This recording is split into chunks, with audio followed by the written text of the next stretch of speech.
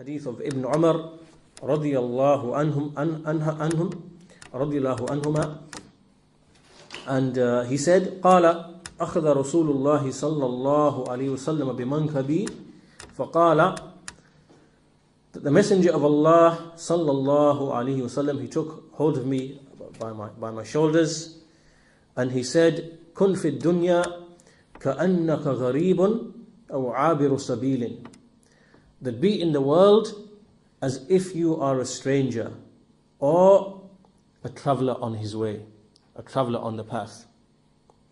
And Ibn Umar, وكان ابن عمر رضي الله عنهما يقول, and Ibn Umar used to say, إذا أمسيت فلا تنتظر الصباح وإذا أصبحت فلا تنتظر المساء وخذ من صحتك لمرضك ومن حياتك لموتك. That when you reach the evening, do not wait for the morning. And when you reach the morning, do not wait for the evening. And take from your health for your illness, and take from your life for your death. This is reported by Al-Bukhari. And so the Shaykh, we begin with Shaykh Ibn Uthaymeen rahimahullah.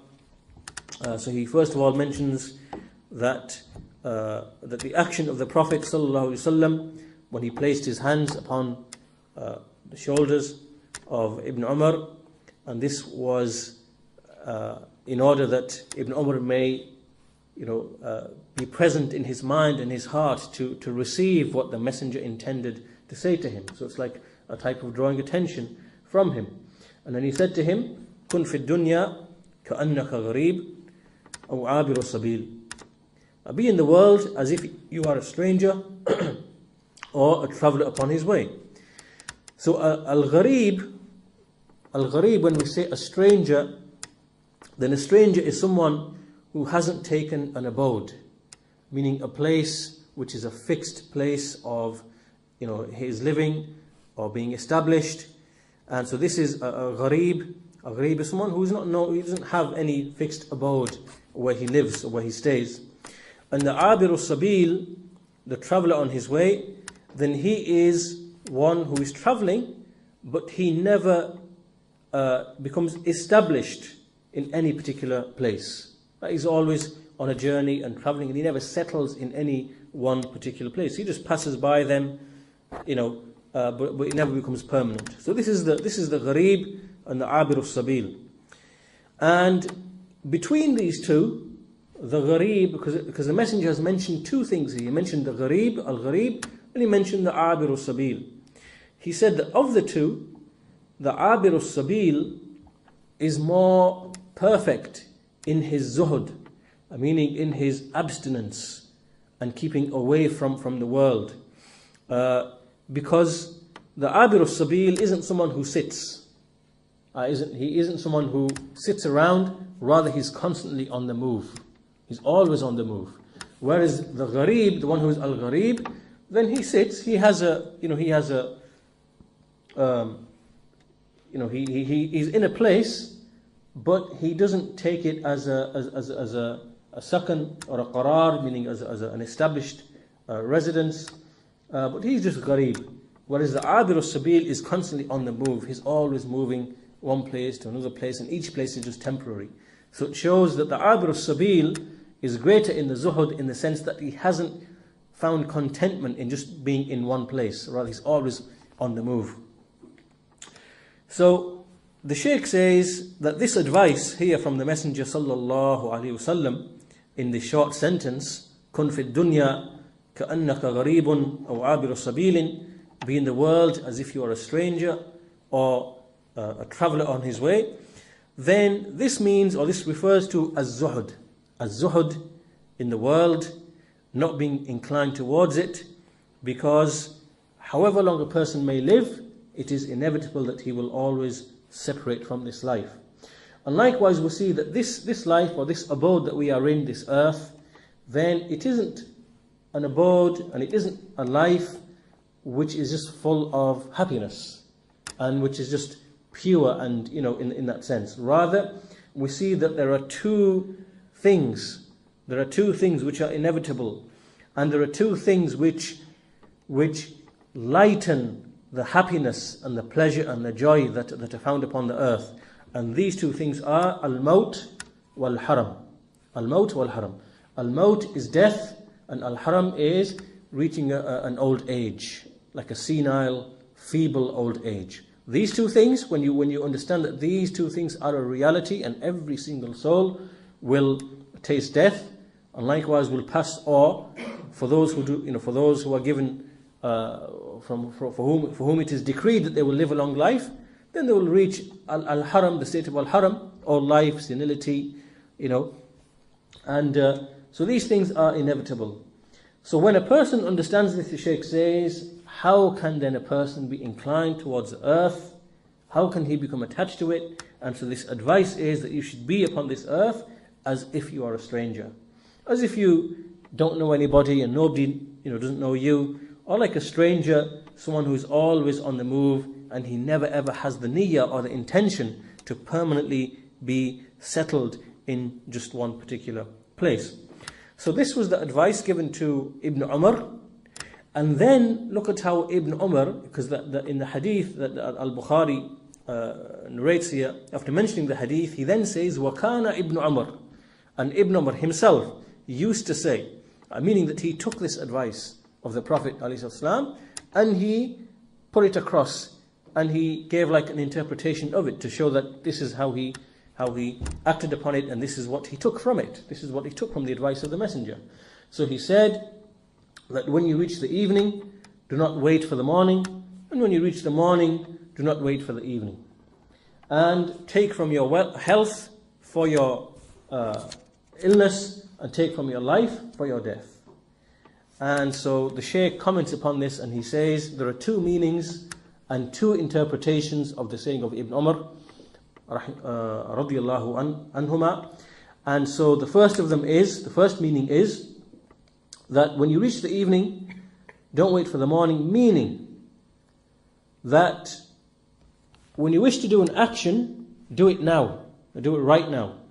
Don't wait, for example, for the next day, or don't wait, for example, till you say that I will do it tomorrow, I will do it so and so time, or whatever, because if a person was to do this, then he will keep delaying his actions. So if he reaches the evening, he'll delay his action to the morning. If he reaches the morning, he'll delay his action to the evening. And so the Shaykh says this is wrong. Rather, the action which you can do right now, do it right now. Don't wait for the next day. And so this is the first meaning, and the second meaning is that when you reach the evening, don't wait for the morning, meaning because death could come to you. A death could reach you before you even reach the morning. And when you reach the morning, don't wait for the evening, because you could die before you even reach the evening. And the Shaykh says that when we look in our times and we see that this occurs a great deal, it happens all the time, and we look at the happenings around us. You see a man, he will leave his house, he will be leaving his house to go to somewhere. He will say to his family, I will be back for the evening supper, the supper or the meal. I will be back. And so he goes, and he never comes back. He never returns, because something has happened, some calamity has taken place, and so he separates from the world. Or he might even die suddenly. And the Shaykh says that we see nowadays people just dying suddenly, and so for this reason the Shaykh says that many people, they have a statement and they say that you should work and act for your worldly affairs as if you will live forever, and you should work and act for the affairs of the hereafter as if you will die in the morning, as if you will die tomorrow. Right? So basically, the comparing between your actions for your worldly affairs and your actions for the hereafter. For your worldly affairs, treat it as if you're going to live forever. And for your affairs of the hereafter, meaning your ibadah, the affairs of worship, the taqwa, iman, and ta'ah, obedience, and istighfar, and tawbah, seeking forgiveness and repentance, and so on and so forth, then act as if you're going to die tomorrow. And the Shaykh says that the meaning of this statement that is made by the people, or by some of the people of knowledge, is that don't let the world be your occupation. Take it easy as it relates to the world. And such that, if you don't achieve something today, then you can achieve it tomorrow. And obviously, what the Shaykh, we don't confuse between what the Shaykh is saying here and what's in the hadith, in the statement of Ibn Umar, because Ibn Umar is speaking about the affairs of ibadah and your connection to Allah and your worship and your obedience, things of that nature. But here we are speaking of, when we speak about the world, that if you don't manage to do something today, you can do it tomorrow. Meaning the worldly affairs, don't let them consume you. And as for the hereafter, actions for the hereafter, then do them as if you are going to die tomorrow. Meaning don't delay the action. An action you can do right now, a righteous action, a bit of charity, seeking forgiveness, making tawbah, some nafal prayers, whatever else, do it right now. Do it right now. Don't delay it till tomorrow. And the Shaykh says, it is also claimed that this statement here that we've mentioned here is ascribed to the Prophet ﷺ as a hadith, but it's not authentic as a hadith. It is not a hadith. It is just a statement that has been said and passed on. Then Ibn Umar also said, take from your health for your illness. And this is because, as the Shaykh explains, a person when he's healthy and fit, then a person has an open chest, an open heart, he's healthy, he has the means, he has the qudra, he's able to do actions, it's very easy upon him. And when he becomes ill, then we see that he is incapacitated, he is not able to do anything. He's able to do very, very little. And even if he's able to do the action, then it will be with a lot of difficulty and a lot of stress and hardship. And so therefore the advice is that when you are fit and healthy, then take advantage of that time and do as much as you can as it relates to the worship of Allah and becoming close to Allah and all of the various deeds. And likewise take from your life for your death, as in a person who is living, present, he's able to act, then he should use all that time to act, because when he dies, then all his actions are cut off except for 3, as we know in the hadith. So take from your life as a preparation for what comes after death. And so the Shaykh says these words here really in this hadith are really amazing and a type of illumination. And if we were to proceed upon this methodology in our lives, that we took these words and this advice to heart and we acted upon this advice, both what the Messenger said and like what Ibn Umar, his explanation and elaboration upon what the Messenger said, that this is an excellent methodology for us in our lives. And if we were to act upon these two, then our worldly affairs would become very, very easy. Meaning that the world wouldn't become so much of an issue to us anymore. It would become very light and very easy. And we wouldn't really be so concerned with it, nor would we be preoccupied with it. And so this advice here in this hadith really is amazing and beneficial. And he mentions a beautiful and amazing statement from Shaykh al-Islam Ibn Taymiyyah rahimahullah. And Ibn Taymiyyah says, now pay attention to this, he says, it is desirable for a man that he should treat his wealth, meaning his possessions, his mal, he should treat it كَأَنَّهُ حِمَارٌ, as if it is a donkey, which he rides upon. Right, so your wealth is like a donkey. You only use it when you need it for a purpose. So you ride upon it, and then it fulfills its purpose, then you leave it, then you might need to ride upon it again. Right? And then he continues and he says, or as if it is, or as if it is a lavatory, which he needs to use according to his need.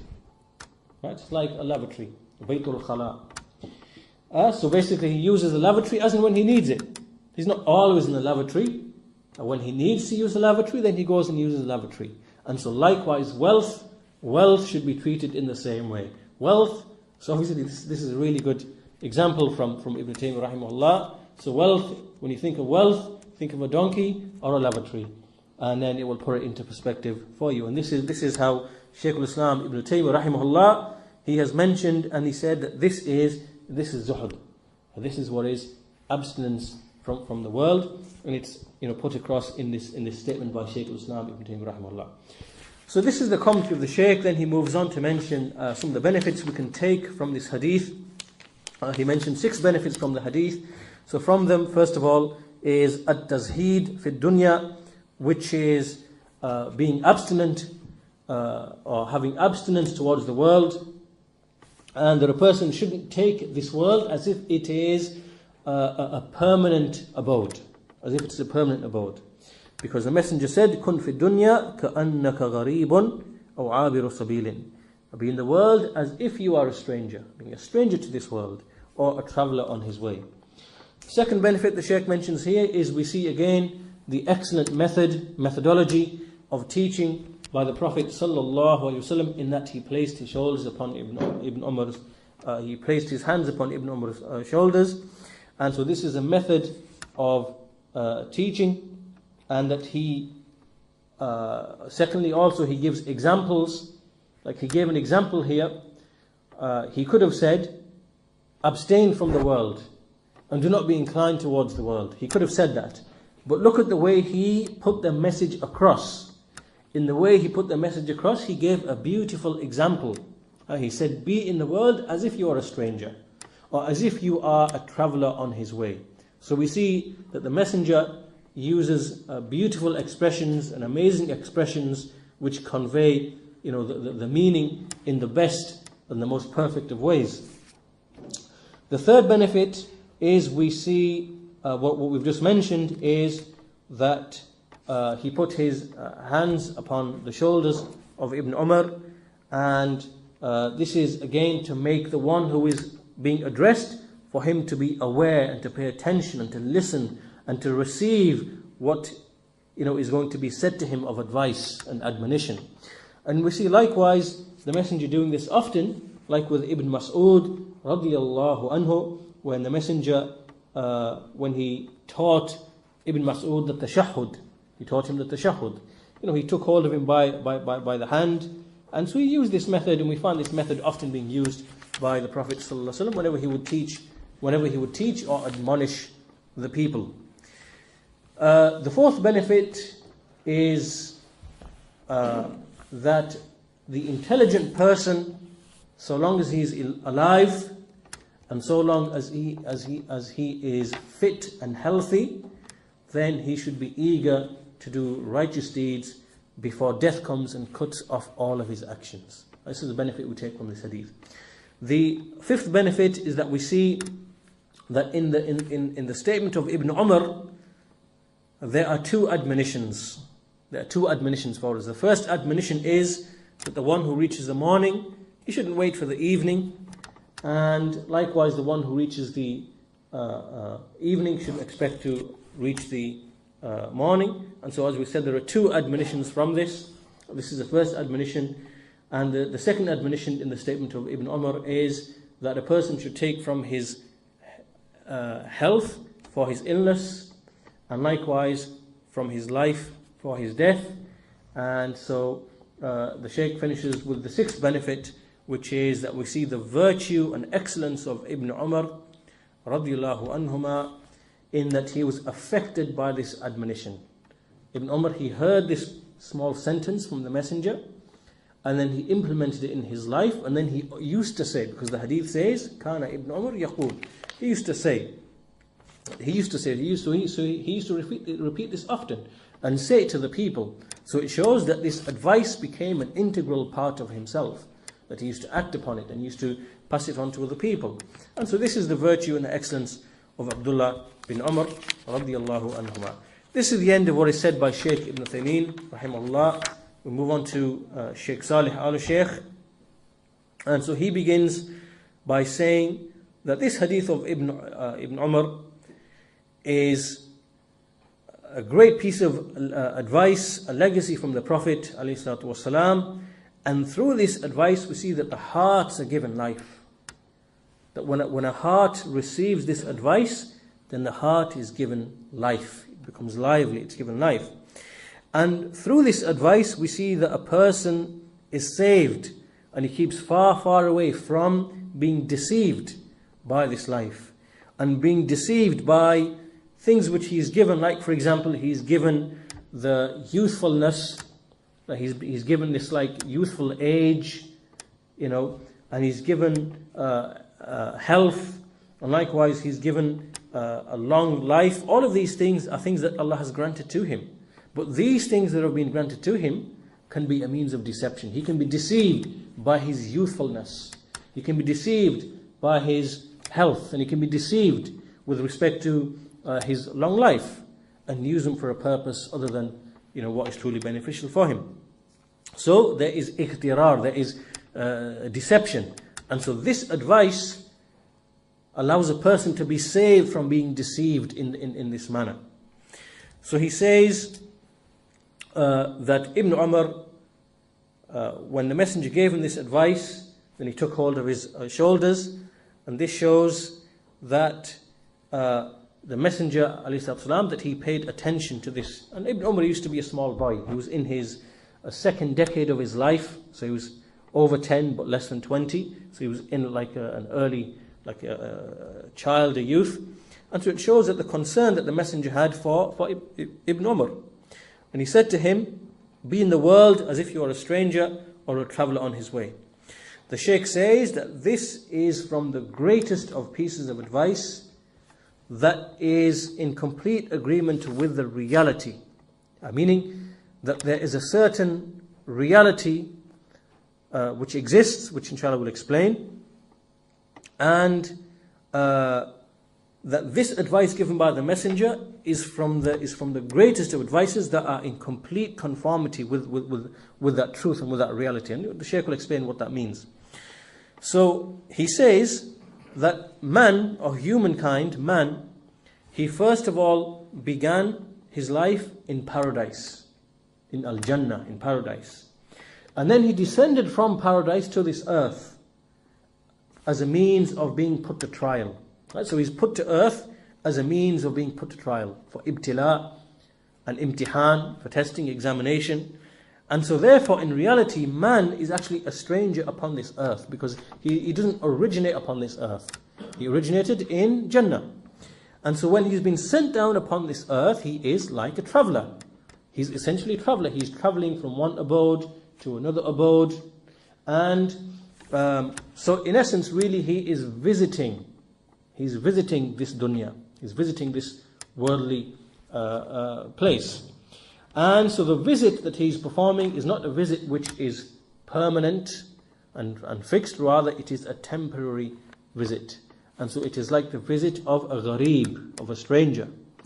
Because we see that the place of Adam alayhi salam, and whoever follows him upon iman and taqwa and the tawheed of Allah and ikhlas and all of these things, then the place for Adam and all of his offspring who follow him upon that is actually Jannah. Is Jannah. That is the permanent abode. But Adam alayhi salam was expelled from paradise when he was put to trial, when he was ordered to obey Allah and not to disobey Allah. Then Iblis tempted him and he disobeyed. And so as a result of that, he was sent down to earth. And then to earth, Allah already had a wisdom and a purpose, which is for mankind to worship, men and jinn to worship Him alone. And so he was sent down to earth for that purpose, to be put to trial. But we see that the reality of the matter is that a person is only a visitor upon this earth. And this earth is only a means of trial for him. And he is a gharib or abir or sabil upon this earth. And so in reality, the Shaykh says, as Ibn al-Qayyim said, that a person, that really what he should be striving for, what he should be yearning for, what he should be craving for in his heart is Jannah. Because really Jannah is the permanent abode. And his love for paradise and his aspiration for paradise is because that really is his original place, his original abode. Then the Shaykh mentions some poetry, some lines of poetry. The basic meaning of this poetry is, the first one, he says that you can direct your senses or your heart and indulge them in whatever desire you wish. But the true love, but really the love is not anything except for the original beloved. And what he means here, that really the heart is always attached to the very first beloved thing. What it means here is that Adam alayhi salam was entered into paradise. He was able to see with the vision of the eyes and feel and perceive and taste with these senses exactly what is paradise. So through this, Allah gave mankind a taste of what paradise is like. And so therefore, ultimately, there is no love and desire and yearning that is greater than the love and yearning and desire for paradise itself. And the second piece of poetry is very similar. This says, how many places upon the earth are there that a youth becomes attached to, yet his yearning and his desire, the ultimate yearning and desire is for the very first place, the very first abode. A meaning here, Jannah, paradise. So this is the meaning in these ahadith, in these lines of poetry, and so it shows that the heart should be desirous of the original place of residence, which is paradise, and this only takes place in the heart which is sincere and turns to Allah subhanahu wa ta'ala. The heart which has ikhlas, the heart which makes inabah to Allah subhanahu wa ta'ala, returns to Allah subhanahu wa ta'ala, the heart which is humble to Allah subhanahu wa ta'ala, the heart which is attached to Allah in terms of the love and the raghbah, the aspiration and the rahbah and the awe and the fear and the ta'a and obedience. So these hearts which are attached to Allah, then they are the ones really who are attached with that place of nobility and honor, which is paradise. And so then these hearts are the ones which realize and understand and know that they are truly strangers upon this world, that they are as if they are travelers on a path.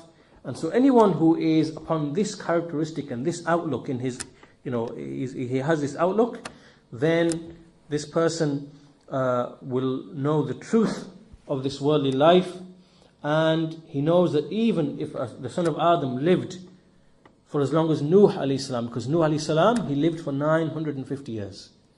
So even 950 years is still a stranger, and is still a person on a journey. It's not a permanent, fixed, settled, a residence upon this earth. Even 950 years is a journey. And the Shaykh says, even there are some people who live, historically, who have lived for hundreds of years. And there are some who live for 180, and some who live for 140, and some who live for 150. This is known and established. And still, this is considered to be a journey and being a stranger upon this life. And so, therefore, the Shaykh says it is obligatory for a person to understand that everyone is a gharib or an abir sabil, and so they will pass by this world, they will leave this world, and life will come to an end by death. And so a person should understand this, and he shouldn't be, he should never be heedless, never ever be heedless of this world, and with respect to keeping away from the lures of this world. And then the Shaykh he moves on, and he says that this world is a place of trial and testing, and it is a temporary abode. And he then says that Ibn Umar radiyallahu anhuma, he used to give this advice, that when you reach the morning, do not expect to reach the evening, or don't wait for the morning, and when you reach the morning, don't wait for the evening. He says this means that always be upon caution from death, in that death might come to you all of a sudden. So you should be always ready and prepared. And then he mentions a statement from some of the scholars that they said that if you were to say to somebody that there's a type of person that if you were to say to him, you are going to die tonight, then he would not be able to increase in his action. Now there's no time to increase in your action, And so they mention this by way of an example, that you should always be constantly aware of death, and always, act and make sure that you're always acting right now and not delaying. And so the Shaykh says this only occurs when a person constantly brings to mind the right of Allah, the Mighty and Majestic, always, and that whenever he worships Allah, then he brings this right of Allah to mind, he's sincere to his Lord. And likewise, in any action that he does, maybe he might have to oppose his family. Right? He makes sure that it's because it is out of ikhlas and following the Sharia. Or maybe when he buys or when he sells, he always makes sure that he is upon ikhlas. And that he is always desirous of wanting to perform that which is halal and keep away from that which is haram. And so, in other words, this is a type of outlook and a way of thinking a person has all the time in his mind, because he understands this advice, because he is acting upon this advice of the Messenger and this advice of Ibn Umar. So it means that this advice is such that it creates this outlook in a person, that he's always bringing Allah to mind, that no matter what he does, whether it's buying or selling or interacting with his family or whatever else it might be, it's always his heart is desirous of wanting to do that which is halal, keep it from that which is haram, wanting to obey Allah, keep it from disobedience of Allah. So really it creates like a type of outlook in him. And so the Shaykh says that this is how he behaves in every single issue that now comes to him. An issue comes to him, so his attitude is that I want to be clear, I want to be upon halal, not the haram, and so on and so forth, because he knows that this action that has come to him, that he's now got the obligation of acting and choosing, that this will miss him, and if he delays it, then it will pass him by. So in other words, the Shaykh is saying that anyone who is upon this state and this condition, they always remember the Sharia ruling, they always abide by it, or they act upon it, and if they make a mistake or if they sin, then immediately they seek forgiveness from Allah. And so, once they make istighfar, or when they've sought forgiveness from Allah, then they're just like how they used to be before they committed the sin, right? Because they're always hasty in seeking forgiveness. So then the Shaykh finishes on this note, and he says that this advice really from Ibn Umar, who is commenting and elaborating upon the hadith itself, is such that it creates a certain type of characteristic in a person. And this characteristic is what he has described here. So on that note, we inshallah will conclude our discussion of this beautiful hadith, and we will continue inshallah in the next lesson with hadith number 41, which is actually a weak hadith, a da'if hadith. None of you truly believes until his desire is in accordance with what I have come with. Even though it can be said that the meaning of the hadith can be found in other texts. So inshallah we'll discuss that hadith next week. So we close the lesson then inshallah. Subhanakallahumma wa bihamdika ashhadu an la ilaha illa anta wa astaghfiruka wa atubu ilayk.